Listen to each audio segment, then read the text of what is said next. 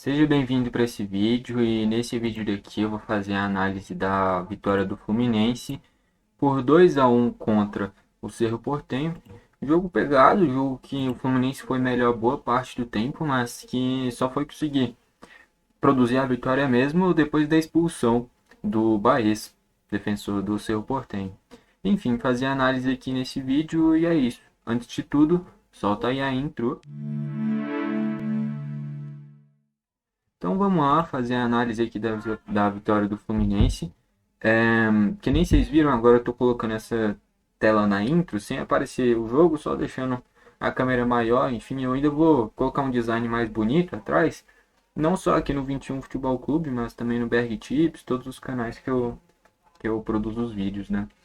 Enfim, antes de tudo vamos falar como é que foram os gols. O primeiro gol da partida foi marcado pelo Marcelo, disparado mais bonito do jogo, um dos gols mais bonitos dessa Libertadores, com certeza. Ele recebe o cruzamento da direita, né? Passa pela área inteira. Ele corta para o meio, finaliza de direita e aí a gente percebe por que, que o Marcelo jogou tanto tempo no Real Madrid e por que, que ele foi e é um dos melhores laterais esquerdos da história, né, cara? Porque para um cara que é canhoto fazer uma finalização daquela de direita tem que ser muito diferenciado. Enfim, faz ali um golaço. Não segura muito tempo, né? O Alexander perde a bola na saída de jogo. Vem o cruzamento para o meio da área e o Vieira completa para fazer o 1-1. E aí no segundo tempo o Fluminense até estava tentando, mas não estava encontrando muito espaço. E depois da expulsão do Baez, né? Erro na saída de bola do Cerro Porteño. O Baez acaba fazendo a falta no Ganso.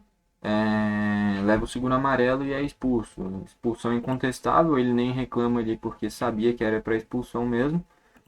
E aí a partir daí o Fluminense começa a trocar ainda mais passes e depois de um baita cruzamento do Guga, o Ganso aparece livre na área para cabecear e fazer o 2-1. Enfim, e o Ganso que se especializou nisso, né? Já vem de um tempinho para cá fazendo alguns gols de cabeça, coisa que era raro, né? Um cara que é muito mais de armação, é difícil imaginar ele chegar na área para fazer gol de cabeça. Mas recentemente vem fazendo vários, né, cara? Enfim, vamos lá para os destaques da partida agora, começando pelo Fluminense. Já dá para destacar o Guga, tá? Gostei bastante da partida do Guga. Ele estava com pouco espaço no Fluminense, né? Ainda mais porque tem o Samuel Xavier, que é jogador que pela temporada passada talvez tivesse merecido até oportunidade na seleção brasileira. Aí o Marquinhos vinha sendo aproveitado nessa posição e sempre rendendo bem. A única questão é que o Marquinhos ele é ponta, né, cara? Então na parte defensiva acaba ficando a desejar. E o Guga também, que é um jogador que está longe de estar no auge dele, né? No Galo já chegou a ser cogitado em própria seleção brasileira em determinado momento. Abaixou o nível, veio para o Fluminense. É uma peça que agrega e fez uma grande partida. Foi muito bem, tanto defensivamente quanto no ataque. Marcou bem o Cecílio Domingues, que é um dos principais jogadores do Cerro Porteño, um jogador muito bom. Se eu não me engano, ele é argentino, eu acho. Eu lembro que ele se destacou principalmente no Independente, aquele Independente que acho que foi campeão da Sul-Americana e tal, assim, em cima do Flamengo, inclusive. Enfim, e ele não deu um único chute. E o Guga era quem estava marcando ele, e além disso, deu o cruzamento para o Ganso. Então o Guga eu já queria destacar, um dos melhores da partida. Na zaga, gostei do Antônio Carlos, achei que ele foi bem, tanto na saída de jogo, tanto na parte defensiva. E no momento que teve a expulsão do Cerro, eu tinha quase certeza que o Diniz ia tirar o Antônio Carlos e puxar talvez um Lima para a zaga, fazer alguma invenção. Mas não, ele manteve o Antônio Carlos e o Fluminense conseguiu produzir o gol muito rápido, né? E aí nem precisou sacrificar o zagueiro. Enfim, o Martinelli também foi bem, o Marcelo muito bem, logicamente. Primeiro tempo atacando muito, no segundo tempo ficou mais na contenção, mas na parte defensiva. O Alexander, querendo ou não, ele está diretamente vinculado com o gol do Cerro Porteño, né? Então não foi tão bem. O Lima, cara, eu sei que o Lima é muito versátil, é um cara que corre muito, se esforça, mas eu não acho um cara que seja um craque, um jogador diferenciado para ter uma minutagem tão grande quanto ele vem tendo no Fluminense. Acho que é um cara que tem que ter oportunidade, mas não tanta. Para um time campeão, para um time diferenciado, o Lima não pode ser titular absoluto, na minha visão. Enfim, o Arias produziu boas jogadas, mas nada demais. O Ganso estava sumido, mas aproveitou para fazer o golzinho dele de cabeça. O Keno também foi abaixo, o Cano abaixo também. Entraram o John Kennedy, não fez muita coisa. O Felipe Andrade também, nada demais. O Isaac, nada demais. E o Renato Augusto, nada demais. A verdade é que o Fluminense não fez uma grande atuação, mas fez o suficiente para vencer o jogo, né? Acho que vale destacar os principais destaques: o Guga, o Antônio Carlos, o Marcelo, e é isso. Para mim, esses três jogadores desses titulares foram os grandes destaques. E aí, logicamente, o Ganso pelo gol, mas não é que ele fez uma grande atuação, é que ele se posicionou bem e aproveitou para fazer o gol de cabeça. Mas quem foi bem mesmo, para mim, foi o Guga, o Antônio Carlos e o Marcelo. O Martinelli também. Enfim, essa linha de defesa inteira foi muito bem. Em destaques do Cerro Porteño agora, eu queria destacar já o Jean, tá? Eu gosto muito do Jean, velho. A questão é que ele estragou a carreira dele quando estava no São Paulo. Teve aquele caso de agressão na mulher dele lá nos Estados Unidos, né? Se não fosse isso, hoje era pro Jean estar na seleção brasileira com tranquilidade, tá? Eu acho ele muito parecido, o jeito de defender, ser canhoto e tal, com o Ederson, do Manchester City. De ser dois goleiros que sabem sair jogando bem, dois goleiros que defendem muito bem. E eu acho o Jean muito parecido com ele, cara. De característica mesmo. Eu gosto muito dele. Foi no próprio Atlético Goianiense, um dos melhores goleiros do Brasileirão.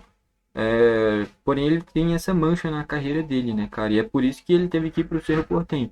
Se não era goleiro para se destacar no São Paulo ou em outra equipe brasileira, e tá na Europa hoje. Enfim, acabou que aquilo acabou levando a carreira dele para outro lado. Mas eu gosto muito dele. É um goleiro muito bom, velho. Tanto saindo jogando, não à toa ele fazia muitos gols de pênalti, batendo pênalti, até cobrança de falta, ele já fez gol na época do Bahia. Enfim, o Jean é muito bom goleiro, brasileiro, enfim, eu gosto dele. Quem mais dá para destacar? O Baeza acabou comprometendo completamente, o Cerro estava segurando muito bem a partida, o Fluminense não estava produzindo muito, e depois da expulsão, logo já aparece a brecha, o buraco para o cruzamento do Guga e o cabeceio do Ganso. Quem mais dá para destacar? O Arzamendi é muito bom lateral esquerdo. O Brock foi bem também, zagueiro ex-Cruzeiro. Ex-Brasil de Pelotas, se eu não me engano, também. O Pires da Mota também foi bem na parte defensiva do Cerro, ex-Flamengo, né? Um cara que marca bem. O Iturbe, cara, o Iturbe já no Grêmio deu para mostrar isso. É um cara que teve uma minutagem muito baixa no Grêmio, e eu posso falar com propriedade porque eu torço pro Grêmio. Eu esperava muito mais dele, um jogador que tem passagem por Torino e por Roma, principalmente, mas jogou muito pouco no Grêmio e sempre que jogou foi o que ele mostrou na partida. É um cara que é muito rápido, pela idade que ele tem, é espetacular a velocidade que ele tem, mas é um cara que peca muito na tomada de decisão, na finalização, erra demais, cara. Mas é um cara que, se bem aproveitado, pode render bastante, porque ele é muito rápido. Mesmo já tendo o que? Quase uns 30 anos, pelo menos. Enfim, é isso. O Cecílio Domingues tem muita qualidade, mas realmente, que nem eu falei, o Guga, que fez uma grande partida e anulou ele. O Vieira foi muito bem. O Churin chegou a fazer um golzinho, mas estava impedido, né? No primeiro tempo. Esse Carrascal, eu não sei se é o Carrascal que era do River Plate. Se for, eu não sei como é que o Cerro Porteño conseguiu arranjar ele. Porque o do River era muito bom jogador. Não sei se é o mesmo. Se for, não sei como é que o Cerro conseguiu contratar ele. Ainda entraram o Morel, o Carrizo entrou muito bem na parte defensiva, roubando muitas bolas. O Aguaio entrou na ponta, o De Jesus na zaga e o Portilho no ataque no lugar do Churin. Enfim, estatísticas: 17 chutes do Fluminense sendo 6 a gol, 5 do Cerro Porteño sendo 2 a gol. Posse de bola 75% a 25%, né, para o Fluminense, natural. O Fluminense jogando em casa, precisando do placar, vai ter mais a bola, inevitável. Olha a diferença de precisão de passes, né? Questão de acerto de passe, 92% contra 68%. Ainda mais depois da expulsão, o Cerro Porteño buscou só os lançamentos longos, né? Os contra-ataques, e o Fluminense com a bola no pé. Faltas 9 do Fluminense e 15 do Cerro, tendo um amarelo do Flu e 2 do Cerro. Escanteio 7 a 0 Fluminense. Foi um jogo com um perfil bem claro de o Fluminense ter a bola e buscar atacar, e o Cerro Porteño se defender e buscar os contra-ataques. Desde o primeiro tempo o Jean já estava catimbando o tiro de meta, e enfim, o Cerro Porteño segurou bem o Fluminense. A grande questão é que essa expulsão do Baez, tem várias equipes que, por exemplo, eu torço pro Grêmio, e eu sei muito bem que quando tem uma expulsão do adversário, não muda quase nada, é até pior pro Grêmio, porque as equipes se defendem melhor e o Grêmio não encontra tantos espaços. O Grêmio é bom em contra-ataques. E já o Fluminense, cara, é uma equipe que é moldado para ter a bola, é moldado para achar os espaços, e aí quando um adversário tem um jogador a menos, aí já era, cara, porque é uma equipe que sabe explorar isso muito bem, e no gol ficou nítido, explorou muito bem isso. O Google recebe a bola quando alguém vem dar o combate, naturalmente sobra o espaço lá na área, e aí o Ganso aproveitou muito bem, se movimentou e fez o gol de cabeça. Então, a melhor forma de atacar e de explorar um jogador a menos é trocando passes até achar esse buraco de onde está faltando esse jogador.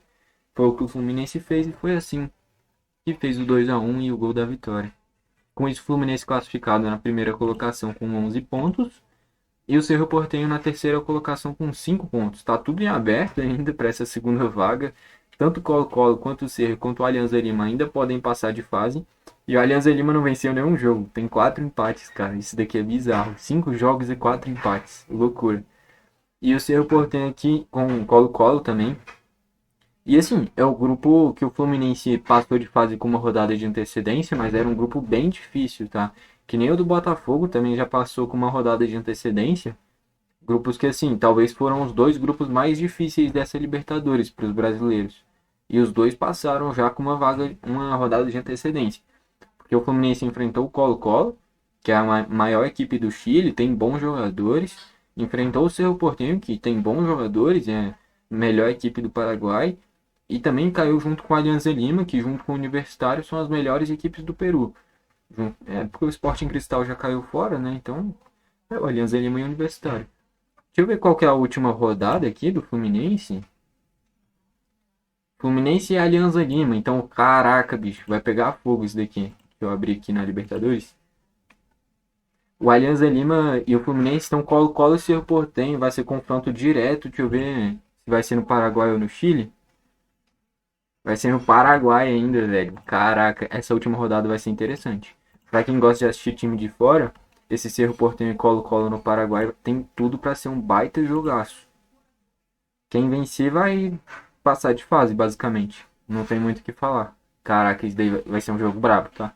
Pra quem quer assistir time de fora, sem ser só brasileiro, esse Cerro Porteño e Colo-Colo tem tudo pra ser um baita jogo. Mas enfim, falando do Fluminense, já garantiu a vaga, né? Fez o papel dele, agora pode até poupar se quiser contra o Alianza Lima. E jogando em casa ainda, então se desenhou de forma tranquila essa classificação. Depois da vitória contra o Colo-Colo fora de casa, mesmo não jogando bem, ali o Fluminense já deu 2, 3 passos em uma classificação e ontem concretizou isso daí. Só para fechar o craque da partida, que nem eu falei, vai ter que ficar entre esses três: Guga, Antônio Carlos e Marcelo. Eu resumo até em Guga e Marcelo. Mas aí vai destacar também o Antônio Carlos, o Martinelli e o Ganso. Gostei desses três também. Mas eu acho que fica entre Guga e Marcelo. Mas pelo gol, vai para o Marcelo, o craque da partida, com ressalvas para o Guga, que talvez fez o melhor jogo com a camisa do Fluminense. Não sei porque eu não assisti todos. E minha memória não é tão boa em alguns sentidos. Mas a partida do Guga foi realmente espetacular e mostra que realmente, não tendo Samuel Xavier, o Guga é que tem que assumir essa vaga. Beleza? Mas é isso, então. Para mim, o craque da partida foi o Marcelo. Se você concorda, deixa o like. Não concorda, deixa o dislike. Comenta aqui embaixo para você quem foi o craque da partida. Bom, foi esse o vídeo. Valeu e falou.